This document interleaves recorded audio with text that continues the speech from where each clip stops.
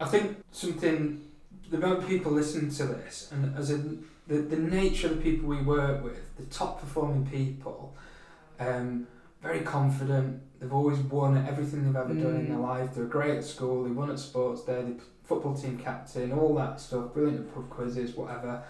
They're used to winning, and they're probably listening to this going, I don't get stressed, I can manage it. You know, that you're not soft if you're stressed, or mental health, you know, something I don't get, doesn't apply to me. But it's probably quite fair to say it does apply to everybody in some way, shape or form. So if somebody's listening to this, how do they know, maybe if they've not had a stress or mental health problem in their life before, what are the signs of stress that creep in when you might be so busy in your day you don't realise you've even got the signs of stress? Yeah, well, I think the first sign of stress is when you're starting to feel overwhelmed, and then you're starting to feel like you're unable to cope. So it's almost like a set of weighing scales. So your ability to cope here versus your demands, and it kind of goes off kilter and becomes unbalanced. So that's the first sign. And then it comes out then, because stress isn't a thing, it comes out as your comes out in your emotions and your feelings, and then that affects how you act and how you behave as well. So signs might be that you like emotionally you might have like angry outbursts, or you might become moody, or you might become a bit teary.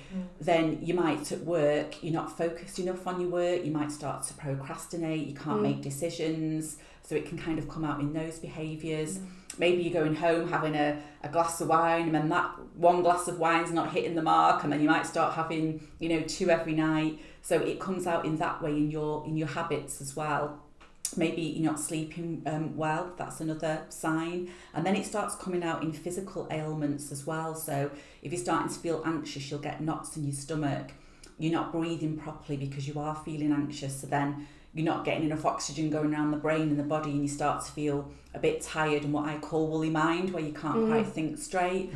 You can get heart palpitations, mysterious headaches, aches and pains. So, stress really manifests itself, in your body, and it's something to get a grip of, because it does cause physical and also, sort of mental ailments as well. But it sounds like, and I know, because you've said this to me before, but if you've got all these things building up, a really tough day job and all that stuff, if you can nail your sleep, that seems to be the one. If you can nail one of anything that you've talked about, and I know that everything contributes, but if you can get your sleep right, you're halfway there, you're setting yourself up to Absolutely. I always say that sleep is the first one to get right, because if you're not sleeping well, you're coming to work, you're feeling tired, then you're drinking 10 cups of coffee to keep awake, then you start reaching for the sugar, energy drinks and chocolate bars and things, and your blood sugar levels kind of going all over the place.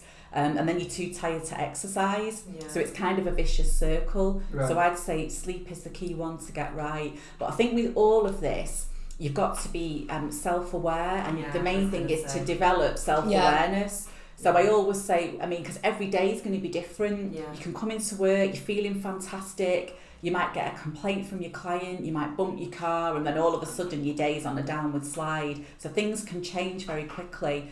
So it's being resilient, and again it comes down to mindset, but it's being self-aware. How are you doing today? And ask yourself that question, because we always ask everybody else how we're doing. We never ask ourselves. I think on that self-awareness as well, I think people tend to think they are either stressed or not stressed. And with their mental health, they are either mentally well or unwell, when actually your mental health is a state of being, isn't it? Like your physical health, like you might have a bit of a sniffles, it doesn't mean you've got the flu. Do you know what I mean?